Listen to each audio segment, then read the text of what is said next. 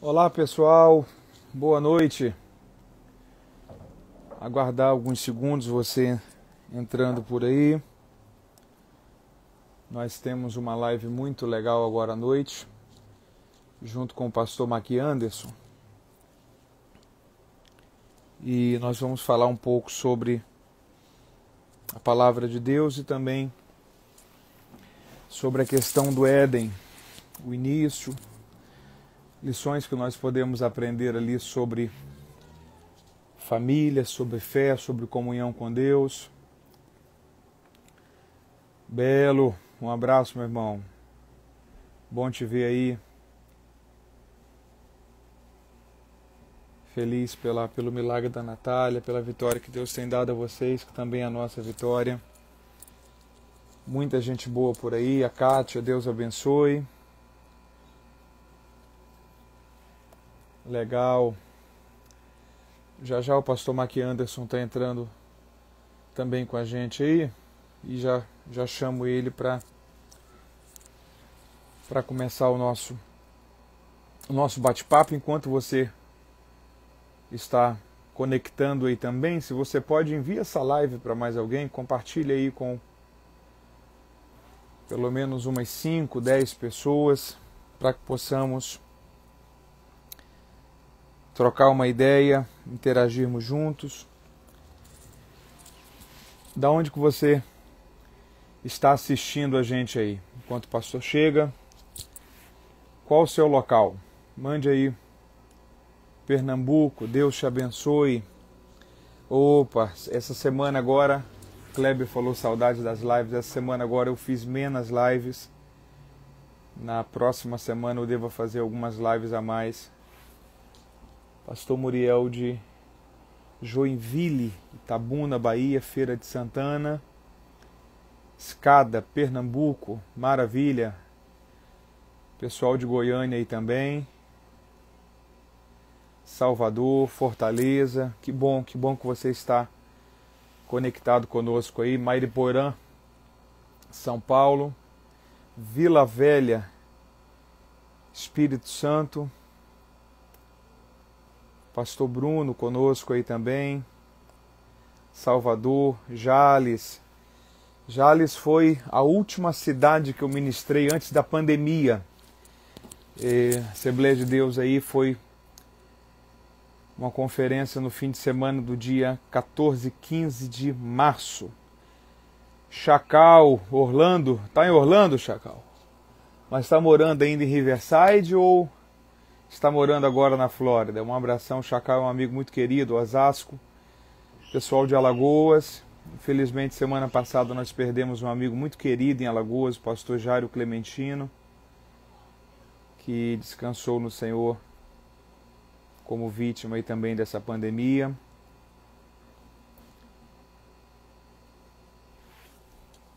Ok, Maria Alves aguardando o livro. Creio que já devo ter te mandado o código de rastreamento. Se ainda não, me mande um oi lá, por favor, para que eu possa lhe enviar o código do rastreamento. Que legal. O pastor Marcos já vai entrar aí, o Chacal Flórida, que bom, que Deus lhe abençoe. Eu iria aos Estados Unidos em abril e em julho desse ano, mudou tudo. Pastor Mac, tudo bem? Meu amigo Matheus, como é que você tá, rapaz? Graças a Deus, bem. Não tão bem quanto o senhor, mas estou É, melhorando. que honra poder estar contigo aqui nessa live. Obrigado pelo convite, cara, que Opa, legal.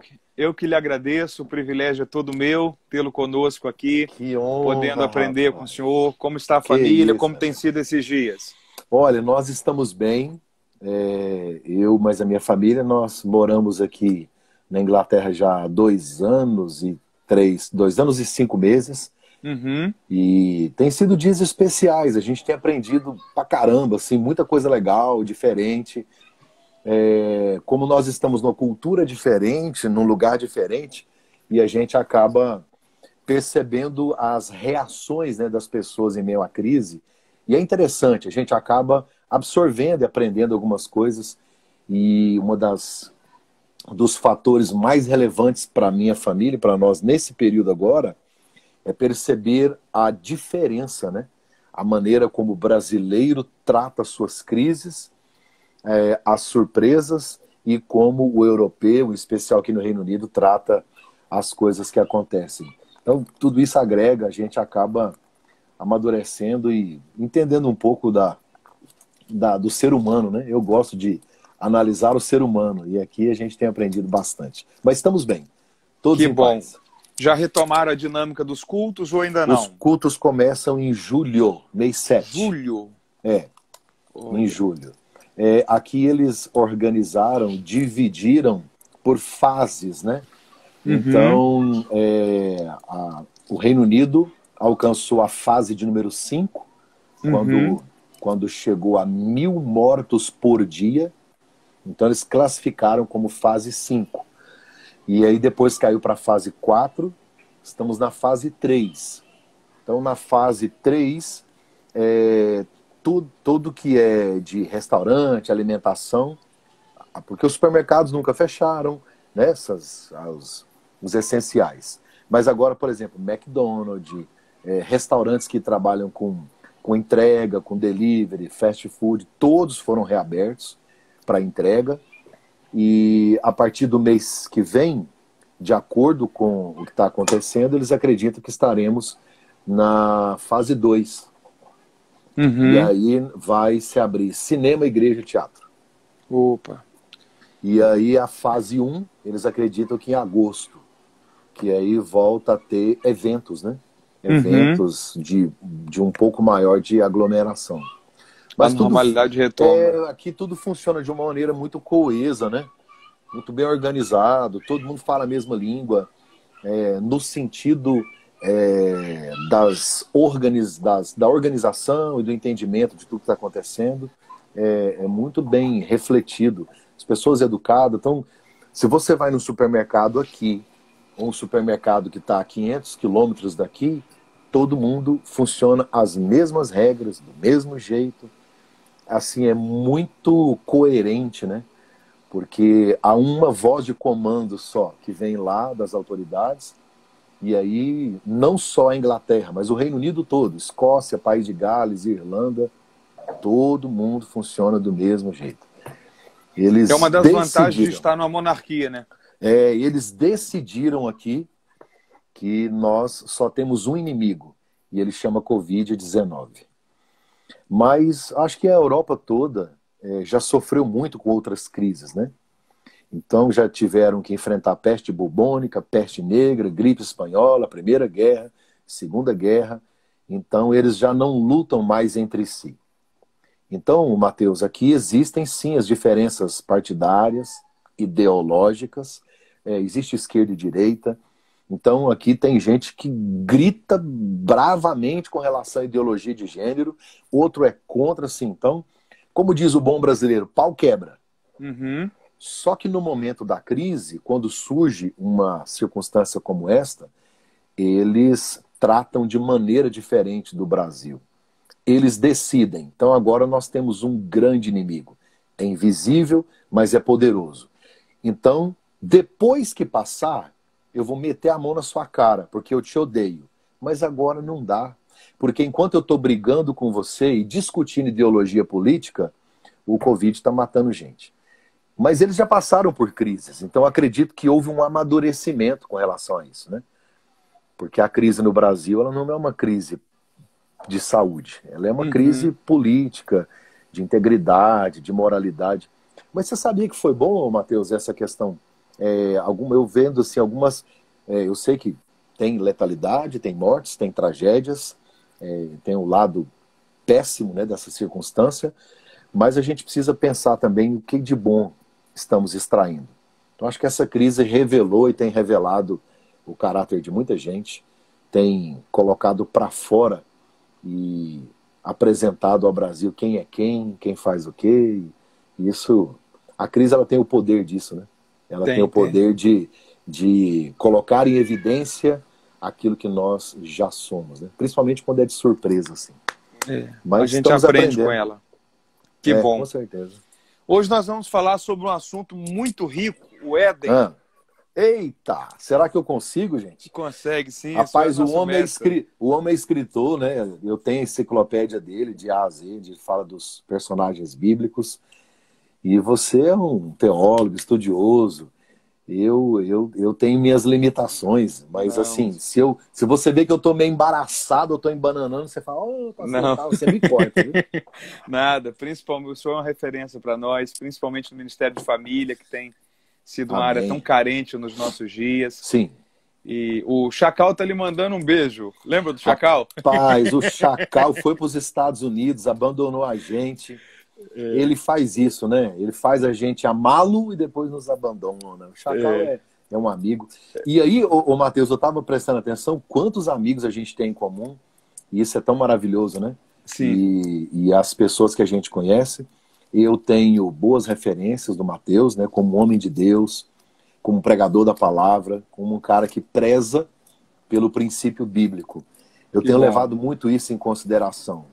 Tem muito oba-oba, muita gente que hoje tá por causa dessa mudança na linguagem, né, de apresentar seu Uhum. evangelho, estão se esquecendo de apresentar a Bíblia como ela é, né, de se voltar para a palavra, ter essência bíblica para pregar, para falar. E a gente vive um analfabetismo bíblico muito grande, né? E não é só no Brasil, não. Aonde nós estamos, onde tem evangélicos, infelizmente, essa é a realidade. Por isso que eu acho bom uma live dessa, para a Que gente bom. discutir um assunto tão relevante como esse. Estou aqui. O senhor falou sobre linguagem, eu lembrei de uma frase do Danilo Figueira, de Ribeirão, que ele diz que nós temos que mudar a linguagem sem mudar a mensagem. Isso. Se a gente muda a linguagem, a gente contextualiza, se a gente muda a mensagem, a gente mundaniza. Então, é trazer, Exatamente. é trazer a mesma mensagem com a roupagem contextualizada aí. Que Deus nos ajude Essa a viver garrafa isso. aqui, ó, ela é uma garrafa PET. Ela tem Uhum. data de validade. Só que a água não vence. Porque a data é da garrafa. Então, eu preciso trocar a garrafa.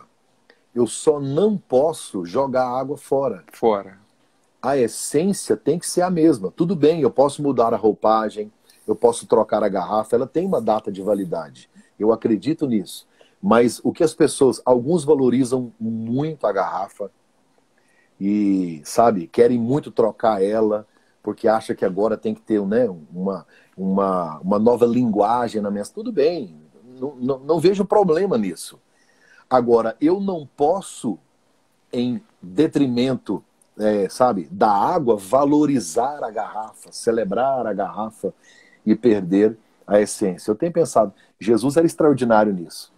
Jesus prega para Nicodemos à noite, João capítulo 3, e depois no outro capítulo ele fala com a mulher lá no poço de Samaria. A mensagem é a mesma. Uhum. A mensagem é a mesma, a mesma. Só que com um ele fala de teologia. Com a outra ele fala, vai buscar o marido aí, bora conversar esse negócio dos machos, que você tá meio embaraçada nesse negócio aí e tal. Então eu percebo assim, que extraordinário. Ele muda a linguagem, mas a essência, sabe, o ponto onde ele quer chegar, eu acho que é isso que... E eu admiro pessoas como você, que se contextualizam, que são inteligentes e que conseguem, sem perder a essência, sabe, entregar as verdades de Deus, mesmo tendo que trocar essas garrafas, que de vez em quando a gente precisa trocar mesmo. Precisa. Faz bem. Vamos lá. Nós falamos um pouco sobre a possibilidade de nós trabalharmos o contexto do Do Éden. O Éden. pessoal que talvez quiser seguir uma linha de raciocínio com a gente aí, Uhum. o texto é Gênesis, né? Os capítulos iniciais ali. 1, 2, 3. E se nós fôssemos ler toda a sequência, talvez perderíamos algum tempo para rememorizarmos pontos que já Ok. lemos já algumas vezes. Mas eu penso que, de um modo geral, principalmente a partir do capítulo 2, do versículo 4, nós temos uma ideia mais sistematizada da sequência ali do contexto do Éden, que é quando a Bíblia diz que no Éden Deus planta um jardim e ali Deus coloca o homem que ele havia formado, e Deus permite ao homem que pudesse comer de todo fruto, de todas as árvores que ali estivessem. Entretanto, tem duas árvores que ele coloca no centro do jardim, a árvore da vida e a árvore do conhecimento do bem e do mal. E em relação à árvore do conhecimento do bem e do mal, Deus diz ao homem para que ele não comesse. porque o dia que ele comesse, certamente ele morreria. E um detalhe que às vezes passa despercebido por muita gente é que Deus, em momento algum, proíbe ao homem que comesse do fruto da árvore da vida, apenas do fruto da árvore do conhecimento do bem e do mal. Porque os propósitos ali eram muito interessantes. O fruto da árvore da vida era o fruto da imortalidade. Uhum. Se o homem nunca tinha pecado, então ele não ainda, digamos que estava liberado para esse acesso a isso que se chama de morte. A única árvore que Deus proíbe ali que ele comesse era o fruto da árvore do conhecimento do bem e do mal, porque a partir do momento que ele comesse, os olhos iriam se abrir e ele iria então ter acesso digamos, a essa capacidade que estava, digamos, que adormecida nele, e que era o propósito de Deus que nunca fosse despertado. Uhum. Era Deus dizendo ao homem que Deus queria mostrá-lo que ele também precisava ter a sua participação dentro desse relacionamento. Não era um relacionamento que somente Deus fazia, mas ele também tinha que ser obediente, leal, respeitando esse relacionamento. Recíproco, né? Recíproco. E a partir dessa quebra de reciprocidade, ele então tem a consequência, que é não apenas a retirada do Éden, mas é todo o transtorno que desde então o ser humano vem vivendo como consequência do pecado. De um modo geral, quais lições o senhor já começaria a compartilhar conosco aí que nós podemos aprender com o Éden para nós termos, digamos, que uma vida de menos conflitos e menos transtornos em pleno século XXI? Na verdade, como eu falo muito sobre família, me permita, porque sempre vem, é interessante que é um assunto que eu gosto, então, quando você lê um texto e você vê que formação do homem, formação da mulher, casamento, isso vem na minha cabeça. Então, eu sei que você tem a sua concepção e é interessante, mas as duas coisas primeiras que me vieram. O fato de Deus expulsar o homem do jardim é um ato, lógico, da justiça de Deus. O homem tinha a sua livre escolha, não somos máquinas, nós estamos sempre livres para tomar esse tipo de atitude. Mas não foi só um ato de justiça de Deus, mas um ato de misericórdia. Livrar o homem do acesso à árvore da vida, porque você não pode, né, ser eterno, comer da árvore da vida, tendo cometido um ato tão grave. Você agora tem a morte sobre os seus ombros e comer da árvore da vida. Então esse acesso à árvore da vida, o sair do jardim, não é só um ato punitivo, mas eu acredito que é um grito de misericórdia. É um ato da graça de Deus. É exatamente o que está acontecendo nessa pandemia. As pessoas dizendo, pastor, eu acho que é Deus punindo as nações e tal, mas eu acredito que é muito mais um ato de misericórdia. É um grito da graça. É Deus dizendo, acordem, são sinais, voltem-se, atentem-se para o que acontece, né? Dá tempo ainda. Então, acho que é um ato também de graça e de misericórdia. O que eu aprendo no Éden com relação a essa questão do fruto? Quem convenceu Eva foi a serpente. Foi a serpente. E aí eu sempre presto... Quando eu vou falar com os casais, eu falo isso, a questão da comunicação. Porque todo casamento que está em crise, ele é precedido pelo silêncio. O silêncio é a antessala do divórcio. Depois dos gritos e dos desrespeitos, vem o silêncio.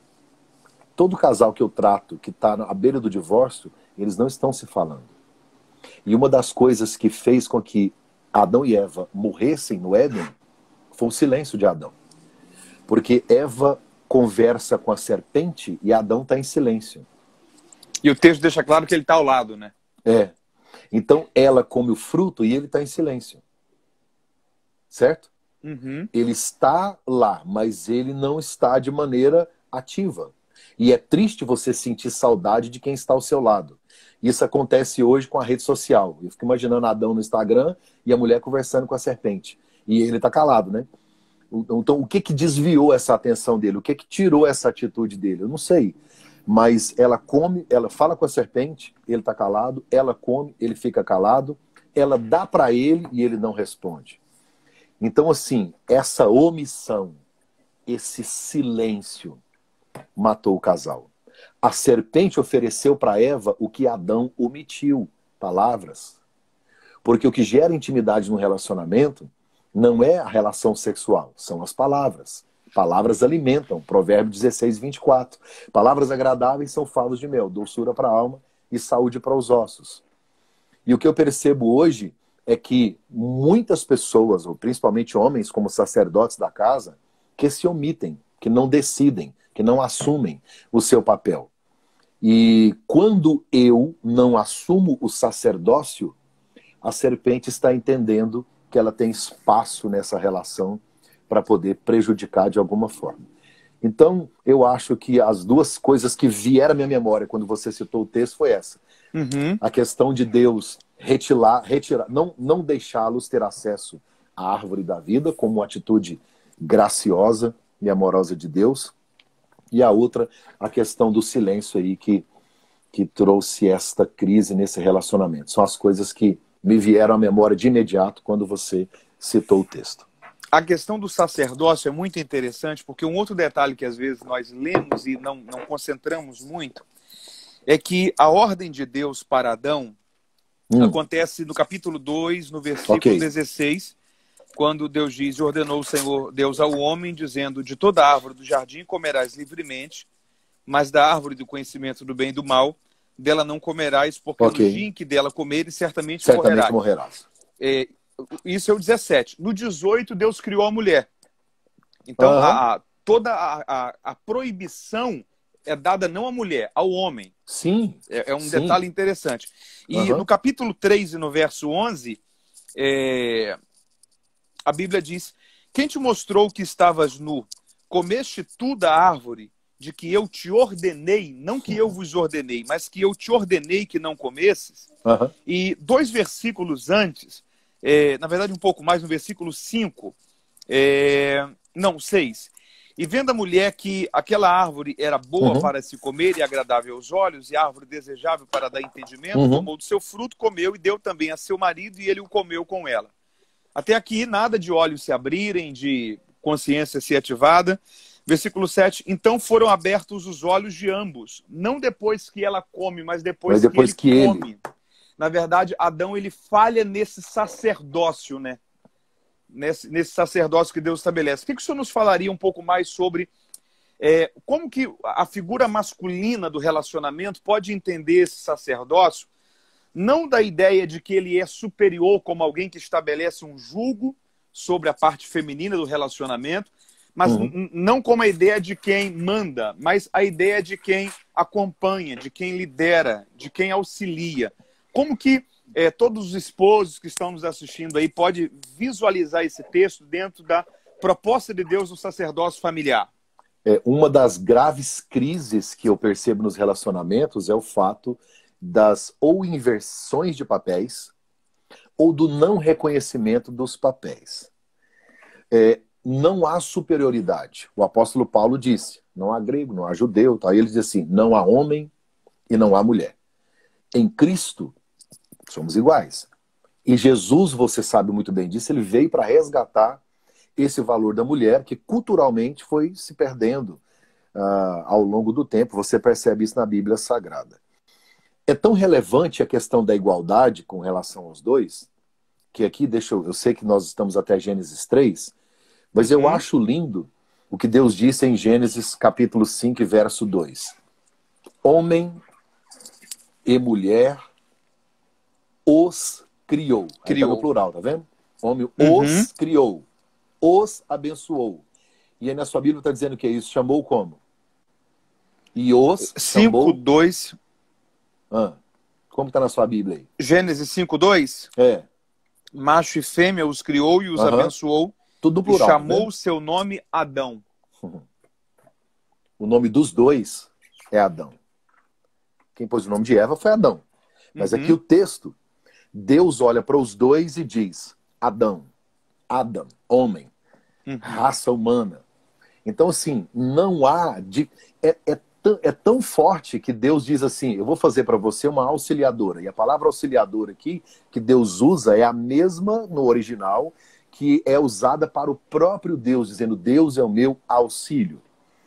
Então, assim, é alguém que vai te trazer suporte, mas não vai ser nem inferior, não vai ser superior. Agora, Deus deu papéis. E o papel do homem é o cabeça. Um corpo não pode ter duas cabeças. Porque um corpo com duas cabeças é um monstro. Agora, o Uhum. fato de ele ser cabeça não significa que ele é mais relevante do que o seu próprio corpo. Isso a Bíblia inteira está repleta de textos a respeito disso. Nós vivemos, infelizmente, muito preconceito com relação ao que a Bíblia fala sobre a submissão da mulher. Há uma má interpretação com relação a isso. E depois dos anos 60, com a Revolução Sexual, depois veio o feminismo, essas coisas e tal, a mulher buscou o seu espaço, alcançou o seu lugar. E a maneira que a mulher encontrou para lutar contra o machismo é o feminismo. Só que o machismo é um câncer e o feminismo é um Também band-aid. é. Ok. Não resolve, Uhum. sabe? Então, assim, vivendo dois extremos. Elas sofreram tanto, elas padeceram tanto, que agora a solução é você fazer o inverso. Então, eu posso, agora também sou cabeça, eu também mando, também vou fazer, tal. Sabe? Querer provar o contrário. A Bíblia não ensina o homem a ser machista, de forma alguma. Ele tem que ser masculino, ele tem que ser um homem, ele tem que ter as suas atitudes. Nada deixa uma mulher mais insegura do que um homem que não tem decisão, que não tem atitude. A diferença entre um homem e um menino não está na idade, está Uhum. nas decisões. Então, quando Eva decide pelos dois, Adão se torna um menino, ele não opina, ele não fala. Deus vem ao Éden e Deus não procura Eva. E provavelmente essa postura da serpente de procurar Eva é que de algum modo ela sabia que já havia essa lacuna, né? Ela percebeu, né? Ela é sagaz. O diabo é um psicólogo milenar, ele está estudando a gente. Então, aquilo que eu não ofereço ao meu cônjuge, a serpente tem abundante. No caso aqui, é atitude, a palavra, é decisão. E ela sabia que Eva seria uma porta de entrada mais fácil. E aí, Adão é o sacerdote? É.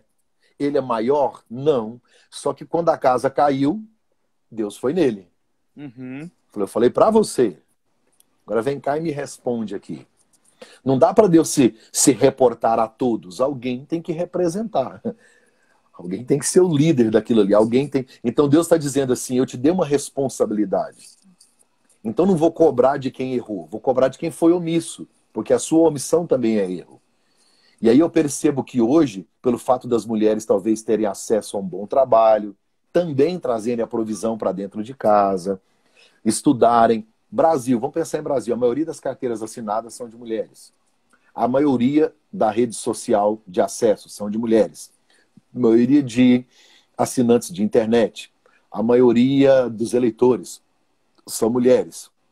Na escola, a maioria dos professores são mulheres. Crianças que ficam em casa, ficam com mulheres. Então, assim, elas estão tomando todos os espaços. Não é que a mulher quer o nosso lugar. É que tem tanto homem frouxo que elas decidiram assumir o papel. Elas são boas nisso. Elas sabem o que estão fazendo. Agora, o que eu percebo e eu tenho aconselhado, às vezes acontece de algum casal me procurar, principalmente mulheres, pastor, meu marido não reage. Meu marido não age. Ele é mais parado do que um saci num patinete. O meu marido, ele tem tanta preguiça que ele só não morre de preguiça porque ele tem preguiça de morrer. Pastor, se o senhor colocar ele para olhar duas tartarugas, uma foge. Então ele não age. E aí ela vai e parte para cima. Imagina se a serpente vai em Eva e diz assim: ah, amigo, eu tenho uma notícia. Você vai amar isso aqui. Ela fala: ah, tá certo. Mas a decisão não é minha. Eu posso decidir, eu tenho capacidade de decidir, eu tenho inteligência para decidir, mas eu decido que ele vai decidir. Porque é um princípio. Porque Deus deu orientação, foi para ele. Ela chama o cara e fala: aqui, ó, tá conversando comigo aí, o que você acha? Ah, teria sido diferente. Teria sido diferente. Então, quando Deus cria primeiro o homem, É porque Deus, primeiro, em qualquer projeto, você faz o alicerce. É a quebra do entendimento do que é ser um? É a quebra do entendimento do que é ser um.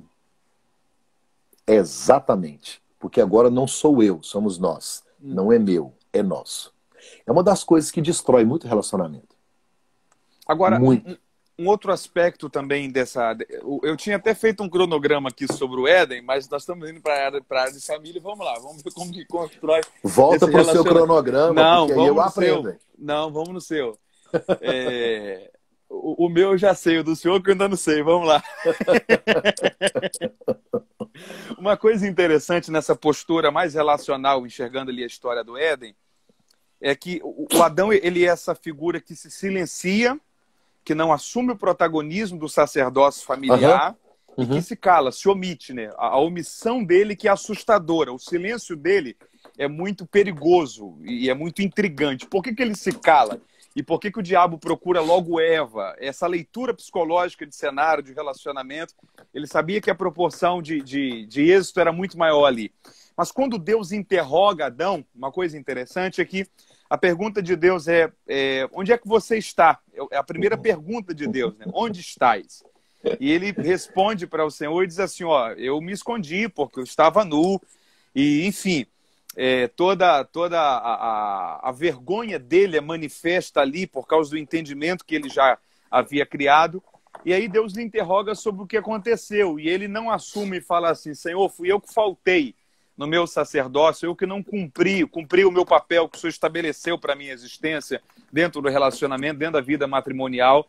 Ele não traz sobre si a responsabilidade da sua negligência e da sua omissão, mas ele lança sobre Deus, sobre a mulher que tu me destes, então só pequei porque o Senhor me deu ela, e só tenho ela porque o Senhor me deu. Então, ele transfere culpa para duas pessoas em vez de assumir. Como que nós podemos aprender com esse comportamento de Adão para nós não termos também essa postura de tanto procrastinar, como também de transmitir culpa para outros, em vez de assumir a própria responsabilidade e buscar resolver aquilo que precisa ser resolvido? Eu conversei com um homem e ele estava sempre culpando a esposa.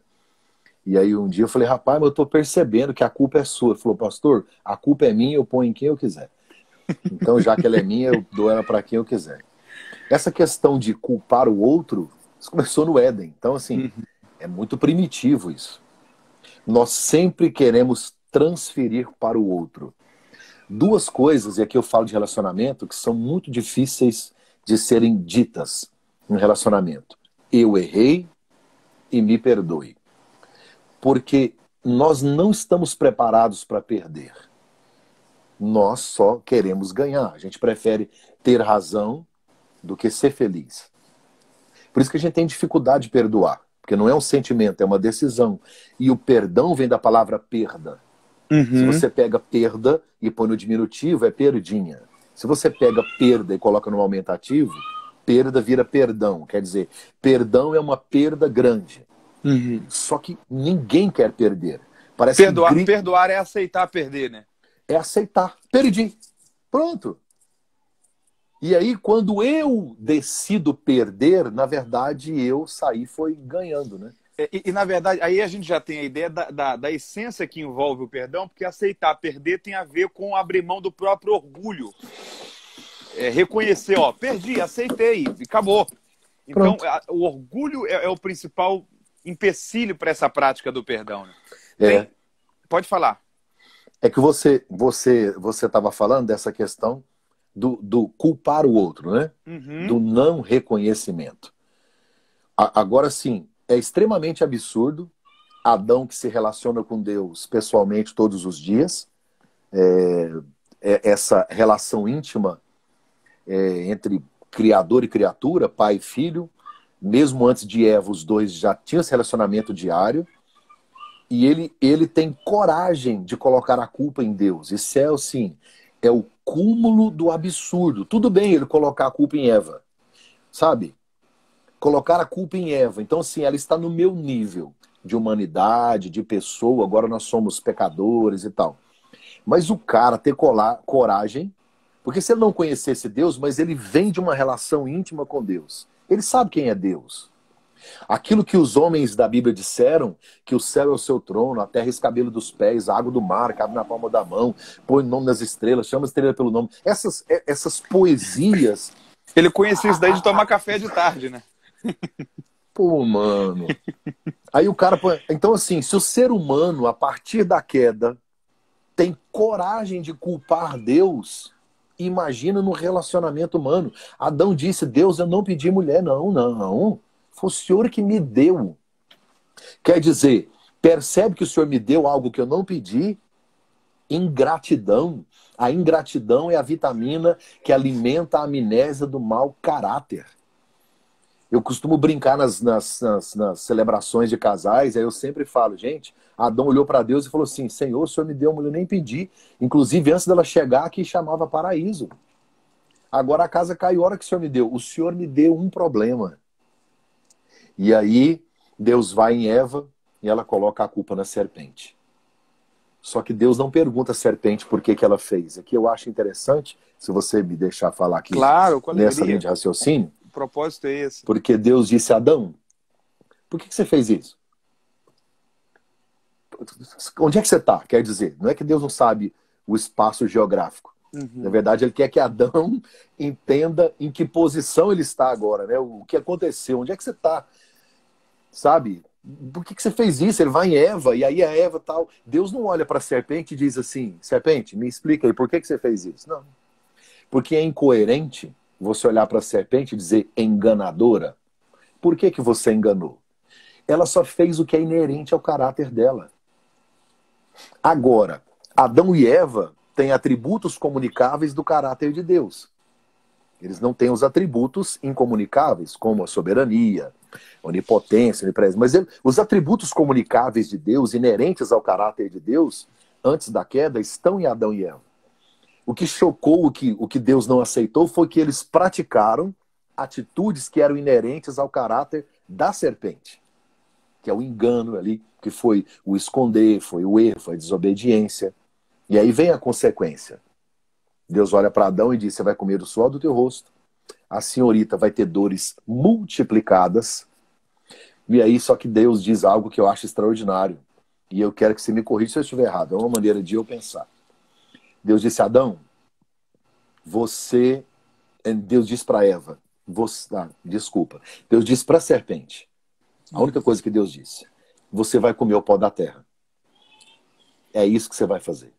Aí Deus olha para Adão e diz, você é o pó da terra. Você vai comer o pó da terra. Adão, você é o pó da terra. Porque serpente não come pó. Uhum. E Deus está dizendo, só não é do fato dela se rastejar. É Deus dizendo que ela se alimenta das minhas atitudes carnais. Ela se alimenta das minhas desobediências. Todas as vezes que eu tomo uma atitude inerente ao caráter da serpente, eu estou me tornando semelhante a ela, ou abrindo uma brecha para ela, ou dando permissão para que ela entre no meu jardim. Então, isso eu sempre digo isso para os casais, sabe? Então, assim, com relação à vida íntima do casal, com relação à pornografia, sabe? Quando você olha Gálatas, no capítulo de número 5, que fala ali do fruto do Espírito. Fruto do Espírito, as obras da carne. O fruto não está no plural, está no singular, é o fruto, né? Uhum. Então são gomos de uma laranja, os gomos de um mesmo fruto, que o Espírito Santo gera em nós. Então é ele que gera. Então é fruto. Agora, da carne não é fruto, é obras. São coisas que eu mesmo pratico, né? Então são várias. Cada obra daquela é um espaço que eu estou dando para a serpente. Então se eu desobedeço, ela chega. Se eu minto, ela está presente. Então assim, aquilo que alimenta a serpente são as minhas atitudes inerentes ao caráter dela. Aquilo que é comunicável, né, da serpente para nós. E ela está sempre disponível no jardim.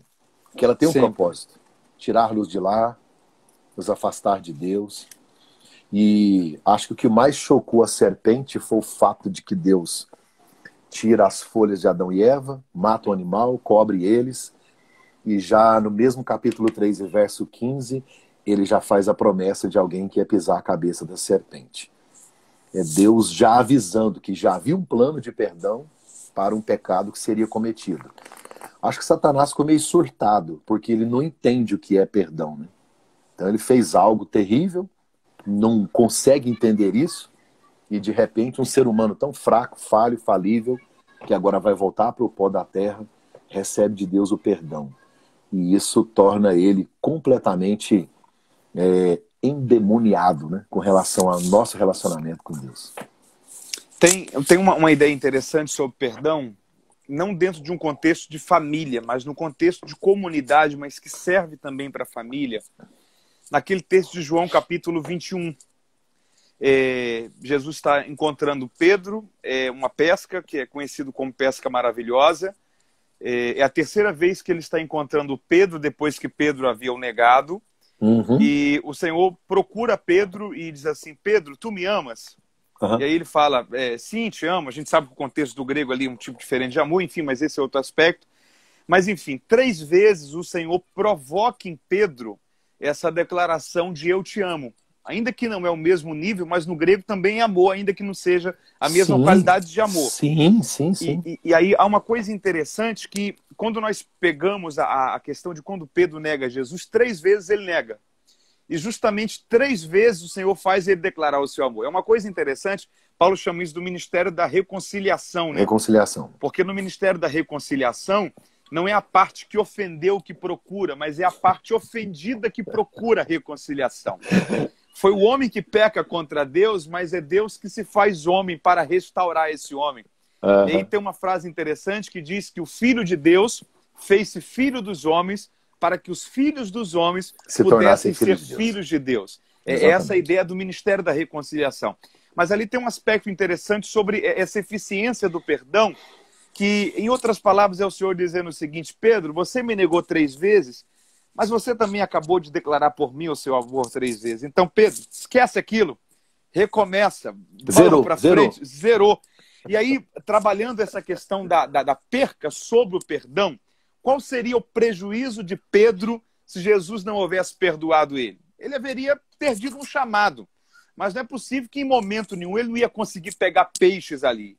Ele estava disposto a voltar à pescaria.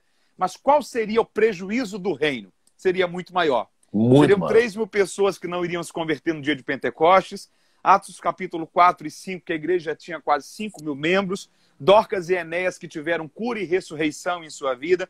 Então, o prejuízo seria muito maior para o reino do que para Pedro. Aí o Senhor procura Pedro para lhe restaurar, mesmo sendo ele a parte ofendida. Eu penso que ali é Jesus dando uma lição para a gente sobre perdão. É Jesus dizendo que na vida o maior prejudicado sempre é quem não perdoa. Então, eu penso que esse impacto sobre o perdão, e aí aceitar perder é uma perca grande, essa ideia do perdão, e isso desconstrói o orgulho. É eu desconstruir o orgulho pessoal e dizer o seguinte: não, talvez pode não ter sido eu a parte que feriu, talvez fui eu a parte que foi ferida, mas eu não quero continuar a conviver com essa amargura, com essa angústia, com essa aflição, com esse sentimento mal resolvido dentro de mim. Eu vou procurar, porque eu sei que o maior prejuízo é sempre para quem não perdoa. Isso vale também para a família? Isso é extraordinário, porque perdoar, quando você olha para a etimologia da palavra, perdoar é perder no ar. Uhum. Então, perdoar é perder no ar. É deixar voar. É deixar voar. Só que você percebe que quando você liberta o outro, é você quem estava preso. Porque você tira um peso. Porque quem não perdoa dorme com o inimigo todos os dias. Essa questão do perdão, que você já percebe em Gênesis capítulo 3, Deus decidindo fazer isso. Qual a solução para o pecado? Um sacrifício com perdão. Não tem como resolver o problema do pecado sem um sacrifício. Sem derramamento de sangue não há remissão de pecados. Então Deus está me ensinando, é impossível perdoar sem que haja o sacrifício de alguma parte. E aí você foi ótimo na sua colocação. E aqui o sacrifício foi do ofendido.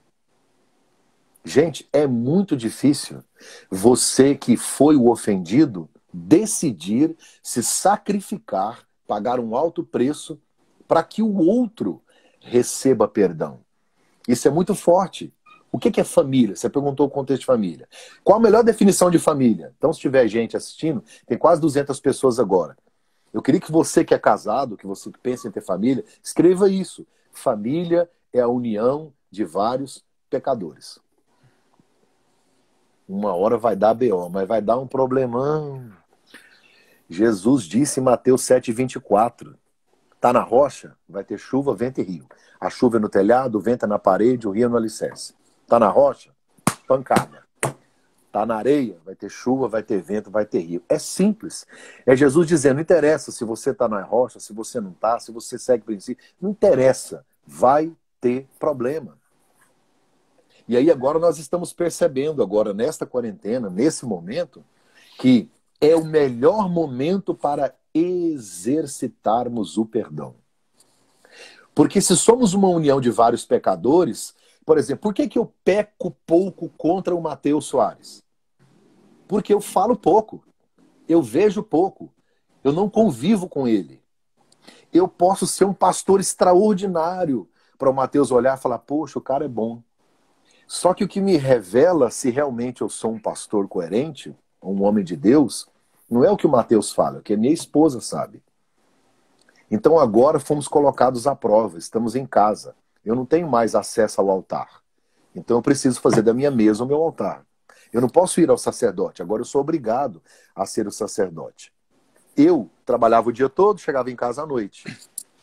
O tempo de convívio era menor. Eu tinha menos tempo para pecar contra o outro. Agora eu tenho mais tempo para o confronto, para o olho no olho, para os desacordos, para que a crise que aconteceu, porque não foi a crise, não foi o Covid que trouxe problema para as famílias, não. Apenas evidenciou problemas já existentes. Família é a união de vários pecadores. Então, se somos vários pecadores, imagina todos esses pecadores fechados agora, trancafiados, tendo que ser confrontados. Pais reclamando, eu não aguento esse menino, eu não aguento essa criança, lógico. Estão sendo confrontados com a educação que eles mesmos deram. É só uma colheita. Eu tinha um problema com a minha esposa, pastor. Só que eu ia para o meu trabalho, eu viajava, à noite eu chegava, ficava na internet, conversava pouco. Agora fecha todo mundo dentro de casa, tranca, e aí? Ou resolve ou resolve. Qual a solução que Deus encontrou quando ele olhou e viu uma humanidade inteira? Pecadores, todos, pecadores, pecadores, pecadores. Deus tem uma ideia incrível. Eu fui ofendido, mas eu quero resolver o problema dos pecadores. Então faça um sacrifício que libera perdão. O processo é o mesmo. Não tem como sobreviver em família sem perdão. Impossível. Lucas capítulo 15, Jesus conta uma parábola. Tem 3 histórias. A mulher perde uma moeda, o pastor perde uma ovelha e o pai perde um filho. Só que o menino, no dia que foi embora, ele disse, pai, eu quero a minha parte da herança. A gente não recebe herança de quem está vivo. Você só recebe herança de quem já morreu. Ou seja, ele está tão interessado nos bens e em viver a sua vida dissoluta, do jeito que ele quiser, sem limites, sem liderança, sem regras, sem controle, que ele mata o pai no coração. Quando você pede herança para alguém que está vivo, você está dizendo, não tem interesse nenhum em você. Eu só quero o que você pode me dar. Então, para mim, você morreu. Então ele mata o pai no coração e vai embora. Um dia, caindo em si, ele volta. Quando ele chega, o pai diz, gente, eu preciso fazer uma festa. Porque esse menino aí, ó, estava morto. O pai está me ensinando. Quando você mata alguém no seu coração, quem morre é você. É uma frase que eu li lá no Museu de Shakespeare, que fica aqui próximo à nossa casa, aqui 1 hora daqui de casa. Ele escreveu dizendo que guardar o ressentimento é como você beber veneno, esperando que o outro morra. Então Deus olha do céu. Adão e Eva cometem o crime mais hediondo da história, porque não afetou apenas eles. Paulo diz que por causa de Adão, né, todos nós sofremos essa consequência. E Deus olha do céu e diz, para o pecado, para pecadores, para quem erra, para quem não tem condições de, sabe, de ser bom sozinho. Não está inerente em nós. E a única solução é um sacrifício que gere o perdão. Então talvez você que está nos assistindo diga, pastor, não consigo perdoar, não sinto vontade. Você nunca vai sentir. Perdão não é sentimento. Perdão é decisão. Se você voltar para a parábola do filho pródigo, o menino chega em casa e diz assim, pai, é o seguinte, eu não posso ser filho, até porque eu nem mereço. Pisei na bola, gastei o dinheiro, mas eu estava pensando, o senhor é muito bom, e bom até para funcionário. Eu quero ser o servo. O servo ali, a palavra é doulos, né? Que é como se fosse um escravo, que trabalhava descalço. Ele chega em casa e fala, eu quero ser só escravo. Vou ficar aqui, trabalhar descalço e tal. O pai diz sim, traz sandália. Porque você pode nunca mais querer ser meu filho, mas eu jamais vou deixar de ser o seu pai. É um restabelecimento de posição, né? É uma atitude de perdão, restabelecer a posição. Isso é família. Isso é o que o pai faz com o filho. Então, muitas pessoas dizem que perdoaram, sabe? Até tem uma atitude de perdão. Quem sabe fizeram até uma festa, trouxe para casa, mas não calçou a sandália. O outro tá junto, mas não é livre. Não tá calçado. Ele é escravo do que fez. Vive falando, vive remoendo, vive relembrando, vive brigando. E agora, ô Mateus, essa época agora, que tá todo mundo fechado, tá na hora de ficar remoendo coisas do passado. Lembrando de mensagens antigas, de quem ficou com quem, o que aconteceu com quem, porque parece que é como se não tivesse enterrado aquilo. É como se o outro tá em casa, tá junto, mas não tem sandália. Perdoar é uma decisão? Não é sentimento, é decisão. É rasgar a promissória para eliminar as cobranças. É uma decisão de perder. Eu decido perder. E quando eu decido perder, os dois saem vencedores. Agora, e aqui, principalmente numa relação de casal. Não tem como eu vencer e a minha esposa perder. Nós vimos aqui em Gênesis. Eva come. Deus vai em Adão. E aí a punição é para os dois. Não dá para um só perder. Se meu filho perde, todos nós perdemos. Nós somos uma unidade. Isso é família. Então, quando eu decido perdoar o outro, eu estou falando no âmbito da família, quando eu tomo essa decisão de libertar o outro, de soltar o outro, na verdade, é muito melhor para mim do que para outra pessoa. Perdão é uma decisão. Tem duas coisas interessantes. Primeiro, o senhor mexeu sobre essa questão da unidade. E eu sempre enxerguei muito claro ali nos ensinos de Jesus, na cura de 2 paralíticos, aquele que tinha 4 amigos, de Marcos capítulo 2, e o do tanque de Betesda, que não tinha ninguém. Esse princípio do individualismo e da unidade, presente ali, paralelo nos dois. O individualismo em Betesda, quando o Senhor chega para ele e fala assim, você quer ser curado? Ele não diz nem sim nem não, mas ele não diz ninguém. Só que ele estava rodeado ali de muita gente. Mas o que ele está dizendo é, Senhor, aqui em Betesda o princípio que rege aqui é individualismo. Aqui cada um só pensa em si, ninguém se importa com o outro. E em Marcos capítulo 2, o da unidade, o princípio da unidade. Porque são 5 pessoas envolvidas, tem um paralítico e 4 amigos. Esses 4 amigos estão totalmente resolvidos que eles não vão receber milagres nenhum. Eles sabem completamente que o favor não é para eles, mas eles estão olhando para o paralítico e dizendo, ó, isso aqui é unidade. É 5 pessoas, 5 formas de pensar, 5 pontos de vista diferentes, mas nós temos um objetivo só, trabalhamos em uma causa só. Então, essa questão de entender que a família pode ter 4, 5, 7, 10 pessoas, mas se tem unidade, se eles sabem trabalhar em prol de uma coisa só, um ceder na hora que for preciso, se há comunhão, acordo, raciocínio nisso, a família segue de uma forma mais feliz. E aí, a segunda coisa, para já voltar para o senhor, nós temos acho que 5 minutos para concluir a live, essa questão que o senhor mencionou sobre, primeiro, o sacerdócio familiar, Adão perde esse sacerdócio, e segundo, é difícil eu pecar com quem eu não convivo. E aí eu me lembrei de uma história do Dr. Russell Shedd, que faleceu em 2017, e quando ele morreu, uma das filhas dele disse o seguinte, eu só creio que o meu pai era um pecador porque a Bíblia diz, porque eu nunca vi o meu pai pecar.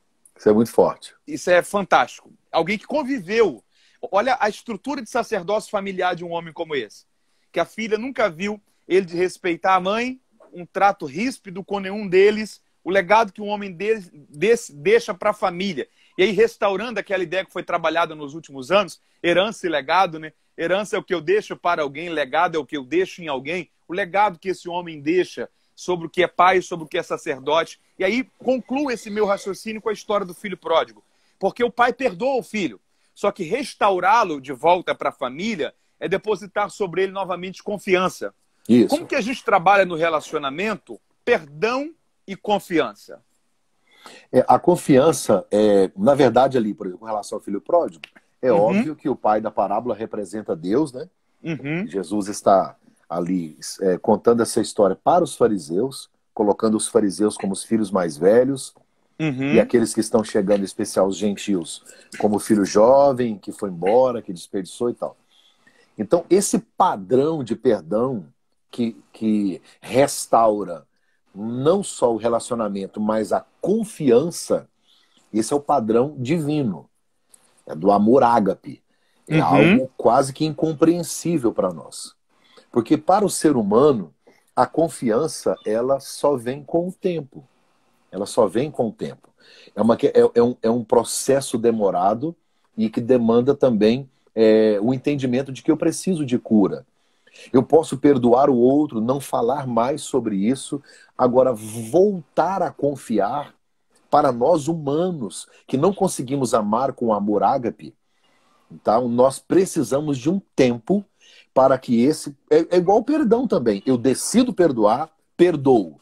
Mas é um processo lento. Eu não vou dizer, por exemplo, se alguém foi traído por outra pessoa, certo? A pessoa é casada e o cônjuge teve um relacionamento extraconjugal. A outra pessoa tem um cônjuge, mas o esposo ou a esposa teve uma conversinha diferente no WhatsApp. Então, assim, as duas coisas são possíveis de serem perdoadas? Sim. Mas o processo para essas pessoas vai ser completamente diferente. Você perdoar uma conversa é uma coisa. Você perdoar alguém que esteve na prática de um ato de adultério é muito mais complexo. E por que é mais complexo ainda? Depende do nosso temperamento, porque a Bíblia diz que quanto mais você é perdoado, mais você é grato e maior a sua capacidade em perdoar. Então, essa capacidade humana, ela não é a mesma capacidade do pai do filho pródigo. Já chegou em casa, o menino falou, o pai nem disse nada. Não quer saber o que você vai falar. Não quer saber cadê o dinheiro, não quer saber onde é que você foi, não quer saber o que você fez. Nós sabemos que nas relações humanas não é assim. Traz sua esposa para você ver. Ela quer saber quantas vezes, se foi bom, se foi ruim, aonde foi, que cor que é, que cheiro que tem, que dia que foi, quem é que estava, E aí fica isso. Nós somos humanos, não dá para você exigir do outro a atitude do pai do filho pródigo. Aquele é o padrão. Esse é o padrão. O que é perdão? Não é não lembrar, mas é não sentir dor. Quando a Bíblia diz que Deus joga no mar do esquecimento, será que Deus não sabe? Será que Deus ele teve amnésia? Não, não é isso. É que ele está dizendo que é uma figura de linguagem, né? Então nós precisamos entender que não perdoar alguém é tomar o veneno esperando que outra pessoa morra. Perdoar é uma decisão e perdoar é lembrar sem sentir dor. Seria fundamental para entendermos essa dinâmica do perdão, né? É essencial. Você vai lembrar. Nós temos 1 minuto. Você que está assistindo aí, faz um print. Nós vamos dar um sorriso aqui de 3 segundos, marca a gente, nós vamos repostar lá. Vamos lá? 1, 2, 3.